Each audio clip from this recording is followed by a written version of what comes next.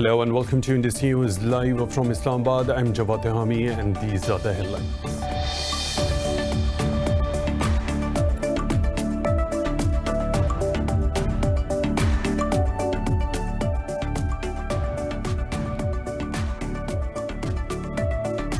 The global number of COVID-19 cases has crossed 16 million with more than 644,000 deaths. This comes as the US recorded over 68,000 infections in a day, while the country's death toll rose by 1,067 to over 146,000. Brazil has reported 1,211 more deaths and over 51,000 infections. In Pakistan, 35 more people have died, taking the toll to 5,822 with over 273,000 cases.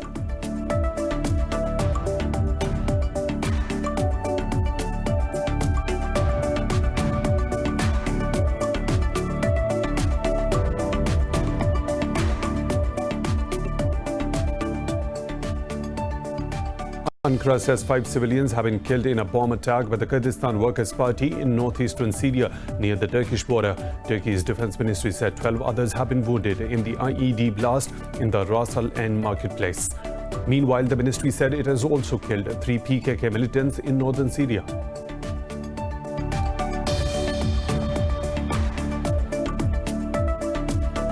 At least 24 Rohingya migrants are feared to have drowned off the Malaysian coast near Thailand. Coast Guard Chief Zawabi Abdullah said the only surviving migrant swam to the shore and was apprehended by the authorities.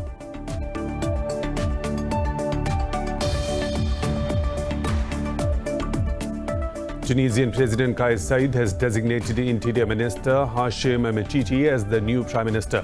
Mechichi will succeed Ilyas Fakhfakh, who resigned earlier this month. The new Premier has emerged to form a government capable of winning a confidence vote in the Parliament by a simple majority.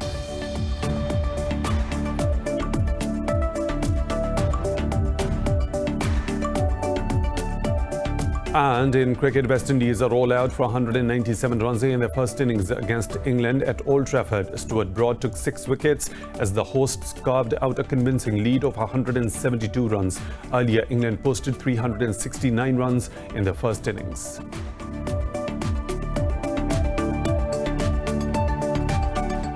Those are the headlines and detailed stories right after a short break. Stay tuned.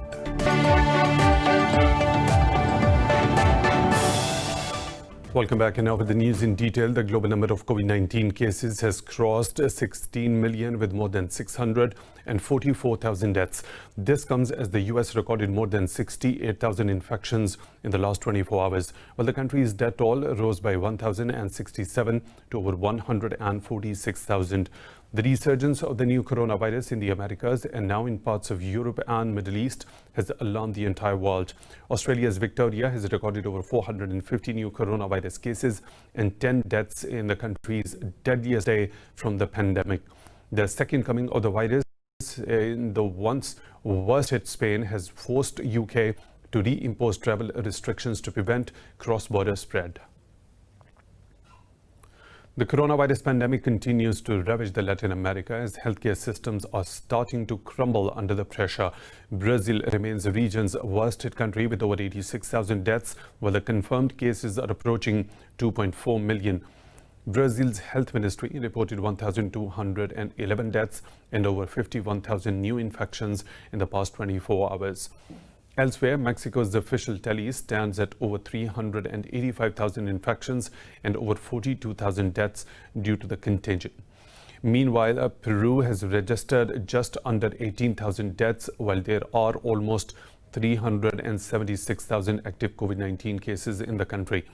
Ecuador's Ministry of Public Health said the country has over 80,000 confirmed cases, with the death toll topping 5,500. Over in Chile, the health ministry reported that the total number of cases in the country has risen to over 343,000 with over 9,000 deaths. Pakistan has reported 35 deaths from the coronavirus in the past 24 hours, raising the total to 5,822.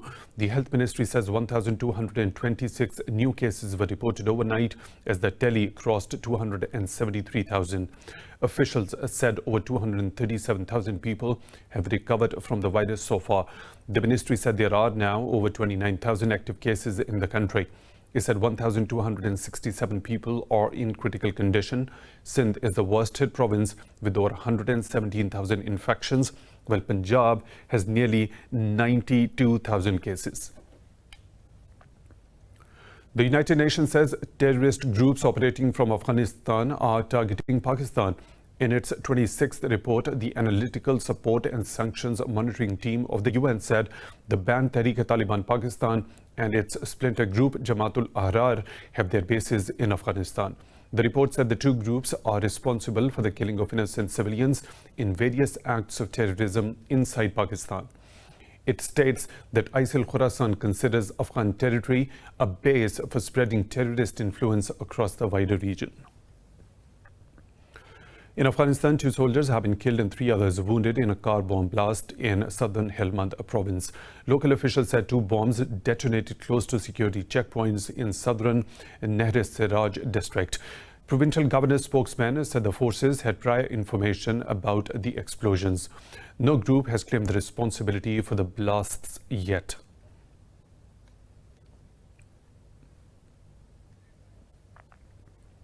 In occupied Kashmir, authorities have begun online registration for granting domicile certificates to Kashmiri migrants and displaced persons. The Relief and Rehabilitation Commissioner of Jammu and Kashmir said an app has been launched for this purpose. He said any Kashmiri who may have left Kashmir in 1944 and possesses any proof of owning immovable property is entitled to the certification. Pakistan has categorically rejected the grant of domicile certificates to Indian nationals in a bid to change the demography of the valley. Turkey says 5 civilians have been killed in a bomb attack in northeastern Syria near the Turkish border. The defense ministry said 12 others were wounded in the IED blast planted in the Ras Al-Ain market. It said the militants of the Kurdistan Workers' Party targeted civilians to disrupt the peace environment in the Operation Peace Spring area. Meanwhile, the ministry said it has killed 3 PKK militants in northern Syria. Since 2016, Turkey has launched a trio of operations across its border into northern Syria. Ankara holds the fighter group responsible for the deaths of some 40,000 people in a 30-year terror campaign. Thousands of Israelis continue to rally outside Prime Minister Benjamin Netanyahu's residence in Jerusalem. Police use water cannon and have detained over a dozen protesters. Netanyahu's trial resumed this month on the charges of fraud, breach of trust, and accepting briberies.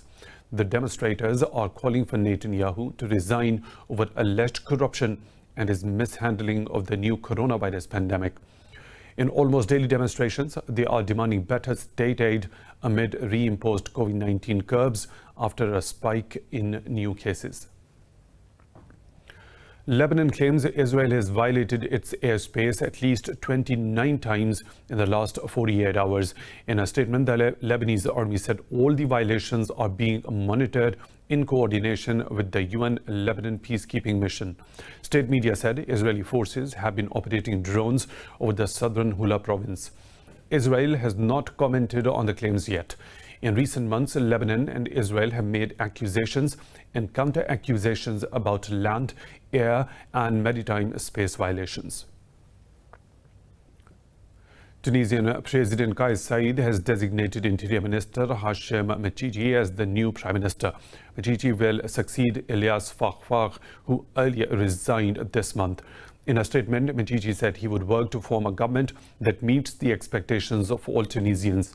The new Prime Minister has pledged to tackle social and economic demands that have spawned constant protests in the country. Mechichi has a month to form a government capable of winning a confidence vote in the parliament by a simple majority.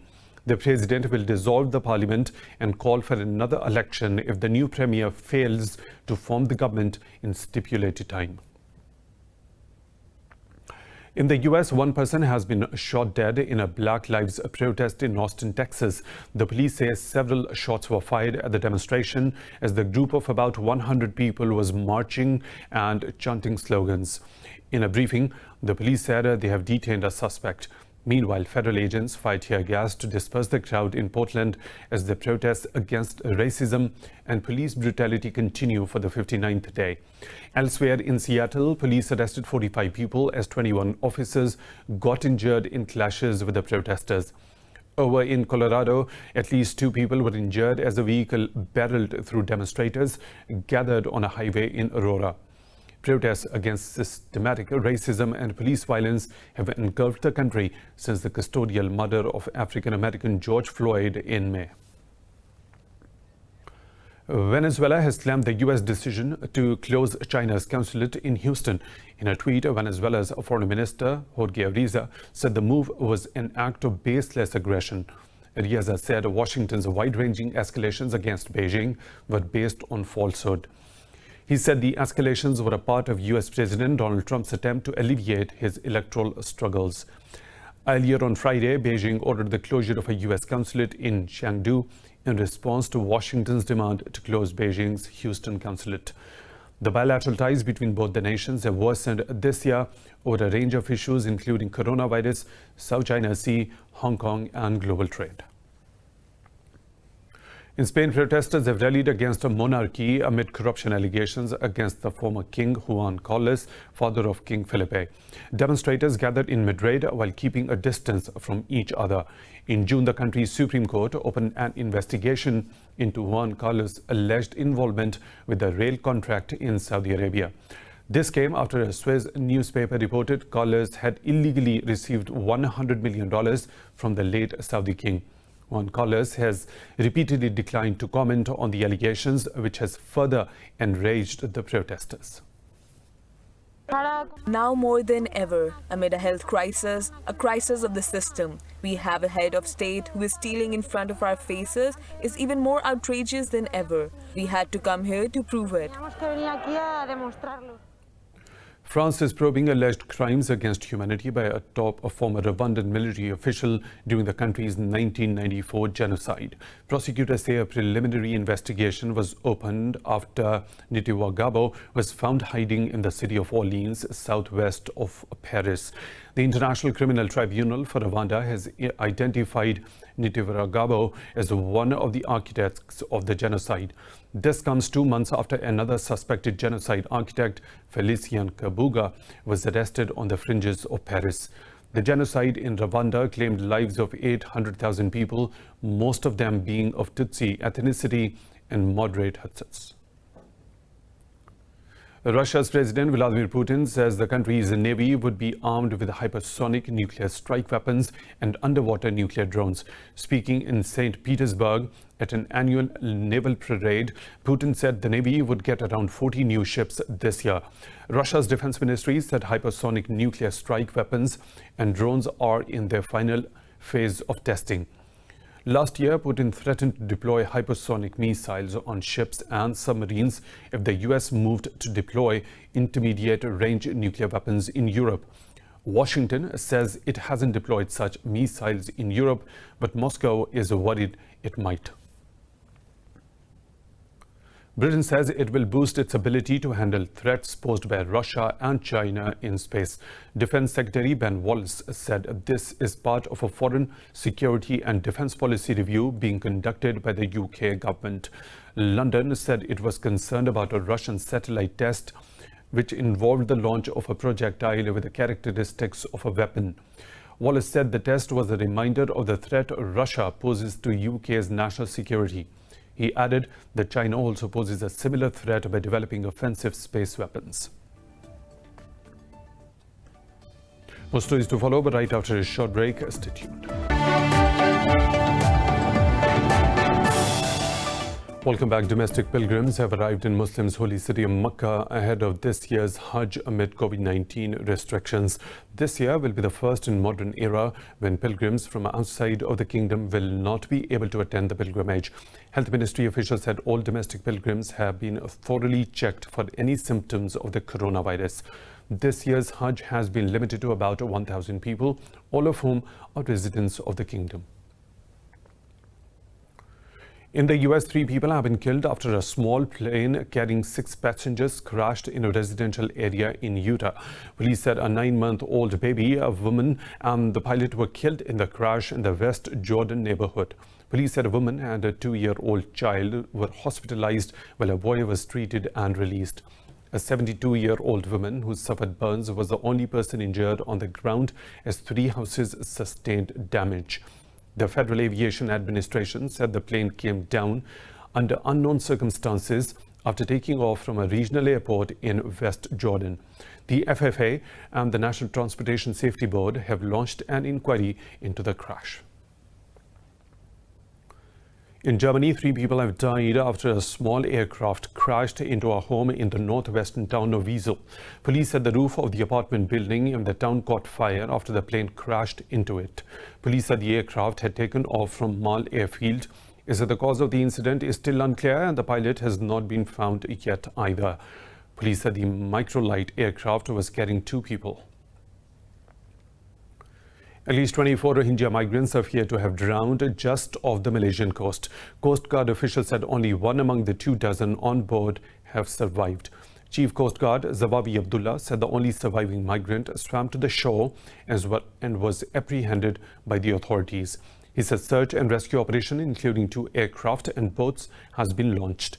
Abdullah said no other survivors or bodies have been found yet. Authorities in Malaysia have recently been trying to stop Rohingya migrants from entering the country due to the fears of the coronavirus.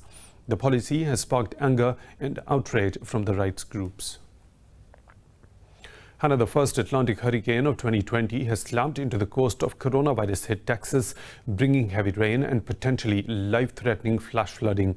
The U.S. National Hurricane Center says the Category 1 storm packed winds of around 145 kilometers per hour as it hit Padre Island. It said the life-threatening storm surge can reach almost 2 meters with 45 centimeters of rain till Monday in South Texas and Mexico. Governor Greg Abbott issued a disaster declaration for 32 counties in Texas that are in the storm's path.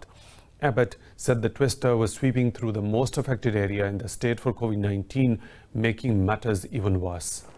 The most important thing I could say today is to issue a reminder to everybody in the state of Texas that just because a hurricane comes to the state does not mean that COVID-19 disappears. We cannot allow this hurricane to lead to a more catastrophically deadly event by stoking additional spread of COVID-19 that could lead to fatalities. Veteran broadcaster Regis Philbin has died at the age of 88, leaving behind an unmatched legacy in American daytime television. Philbin's family confirmed his death earlier today. The talk show host, actor and presenter started work in TV in the mid-50s and became famous with the national talk show Live with Regis. He announced in 2011 he was retiring from the weekday show after hosting it for more than 25 years. He also presented the US version Who Wants to Be a Millionaire. He was inducted into the Television Hall of Fame in 2006 and received a Hollywood Walk of Fame star in 2003. US President Donald Trump tweeted his condolences, calling Philbin one of the greats. Against a backdrop of an 18th century castle, singer Evelyn Zoe rode amid water lilies as pianist Cecile Waters played classics on her floating piano. More about this unique show in this report.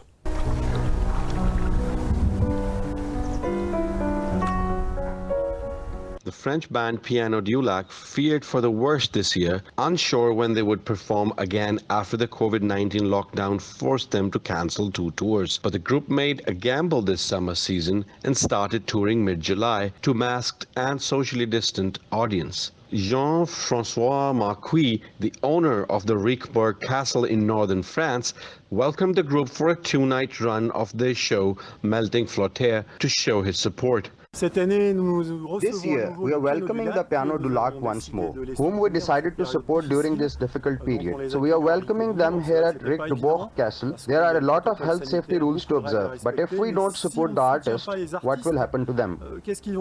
The band member Waters aims to bring classical music to the countryside, where the concert halls are not widespread, and gained a stronger audience this time. I think there is an ambience that is, well, not electric, but as for me, I'm so moved this year, much more than the other years, to see an audience in front of me who came despite the situation. The French government has extended income support for the arts and culture industry and acknowledged their difficulties amid COVID-19 pandemic.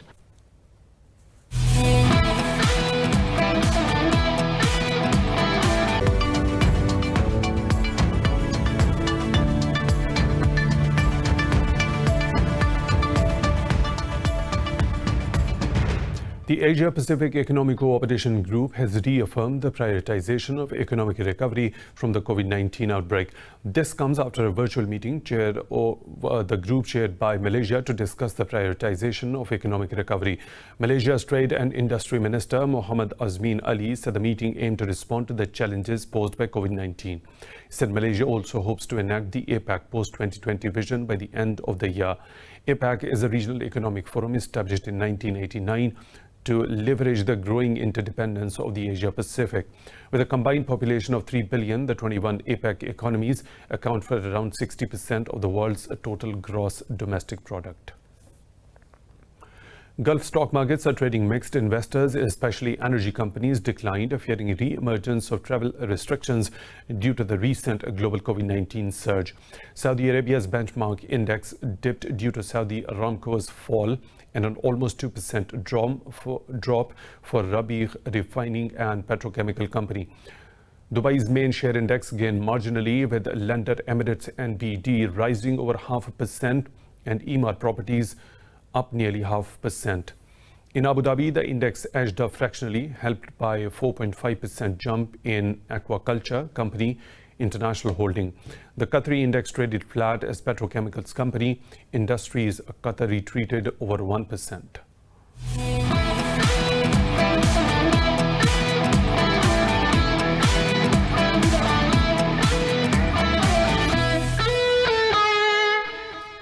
In cricket, West Indies are all out for 197 runs on the day 3 in their first innings against England at Old Trafford. Stuart Broad took 6 wickets as the hosts carved out a convincing lead of 172 runs, while James Anderson chipped in with 2 wickets. For visitors, only skipper Jason Holder and Shane Dowditch put up a minor resistance against a fiery England bowling. Earlier, the hosts posted 369 runs in the first innings. The 3-match series is evenly poised at 1-1. In football, Inter Milan beat a relegation-threatened Genoa by 3-0 at the Luigi Ferrari's Stadium. A Romelu Lukaku brace and a goal from Alexis Sanchez moved the Nerazzurri up into the second place, 4 points behind leaders Juventus. With his 22nd and 23rd goals of the season, Lukaku is the first Inter player since 1950 to score 15 away goals in a single Serie A campaign. The result leaves Genoa in 17th place with 36 points, 4 clear of the drop zone, having played 1 more game than 18th placed Lecce. Elsewhere, Sassuolo lost to Napoli by 2-0 after having 4 goals ruled out at San Paolo Stadium. Elised Haysaj's first goal for the club after 193 appearances and a late Allen strike sealed the win for the Naples side.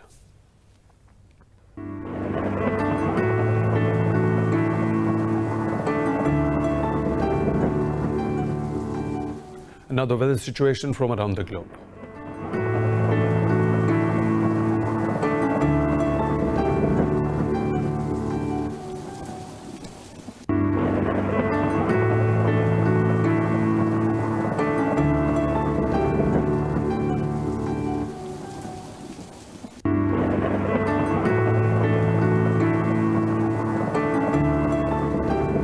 And that is all for now. For the latest updates, you can follow us on social media at Indus.News.